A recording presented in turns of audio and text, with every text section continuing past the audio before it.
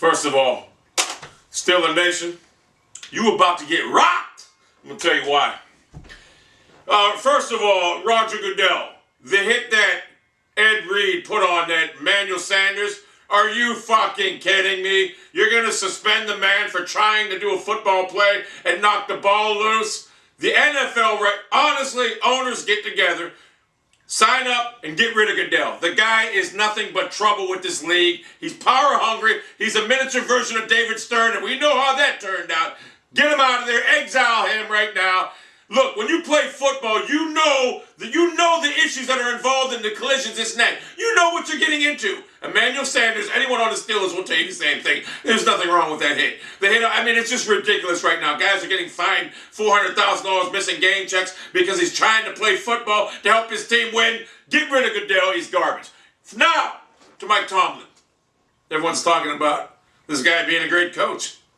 I mean, great coaches don't lose to Tim Tebow in the playoffs. You seen what a great coach did to Tim Tebow in the playoffs. He made him look like a goddamn idiot that he is. New England Patriots, Bill Belichick, look what they did to him. But you, Tomlin, you walked into a cupboard, you walked into a kitchen that was full of fucking fruit. Everything in your cupboard. I mean, Bill Cowher left you everything. Hall of Fame quarterback, Hall of Fame defensive coordinator, defense, that's great. He left you everything. But you get everyone to think you're a great coach. And you're arrogant too. Like, oh, this is Mike Tomlin, he's so great.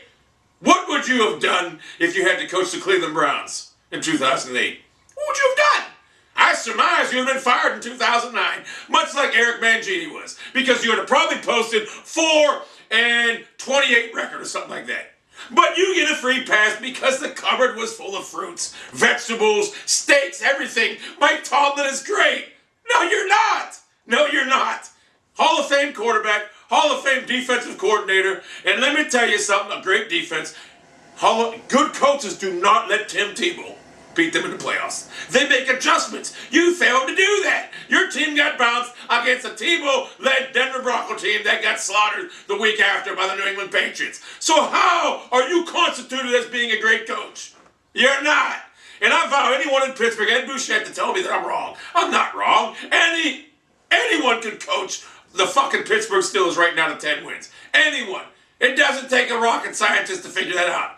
I could coach the Pittsburgh Steelers to 12 wins every year. Every year. But a normal person could give them 10 wins. So Mike Tomlin, you got beat by Tebow last year. Right now you're sitting at 6-4. You're walking into a lion's den, a hornet's nest, the Cleveland Browns. That's right, I said it. And you're going to get beat. A good coach would blow the Cleveland Browns out this week. He would go in there and blow them out. Even with Charlie Batch, that's what a good coach would do.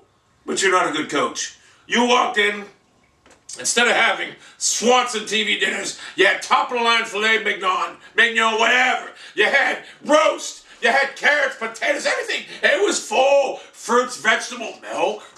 And then for the dessert, you had your alcohol. You walked into it full. You didn't go into the St. Louis Cardinals. You didn't go to the Cleveland Browns. You didn't go to the Cincinnati Bengals. You didn't go to the Tampa Bay Buccaneers. You went into an elite organization with a Hall of Fame quarterback and a Hall of Fame defensive coordinator that just came off a Super Bowl victory. And yet people think that Mike Tomlin's this great coach. Well, I got news for you, Tomlin.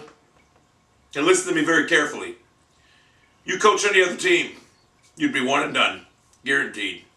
You're not this great coach people think you are. And your arrogance is absurd. You walk around like you're one of the players. You aren't one of the players. You never will be. You're just a coach right now that walked into a kitchen full of everything handed to him. Everything was there for you. You didn't go into Cleveland. You didn't go into St. Louis. You didn't go into Detroit. Hell, you didn't even go into goddamn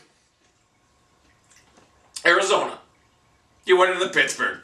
The easiest place to compile a winning record. With a great front office. Kitchen full. But yet, you seem to lost to a guy that's not a quarterback. He threw a fucking slant pass that went 80 yards for a touchdown in overtime.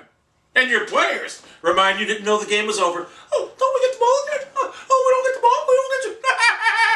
So, when you're at home again watching the playoffs, because you won't make the playoffs, and if you do, it'll be one and done, you rely on Ben Roethlisberger. If you didn't have Ben Roethlisberger, what would your record be in Pittsburgh right now? 4-12 every year. Guaranteed. Don't tell me, oh, we can win this and that. Don't come out with these press conferences like, we did enough to win. I'm not going to apologize for what we did. You know, we had to win the game, and I'm not going to make no apologies for it. We put the players out there in position to win the game, and that's what they did. Tonight's next week, we got Cleveland Brown. Don't give me that tough guy persona, because it ain't working with me, son. The bottom line is you're overrated.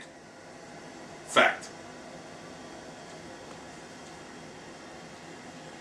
Romeo Cornell, as bad as he is, would have won 2 Super Bowls with the Steelers. Easily. You think Cornell would have got beat by the Packers in that Super Bowl?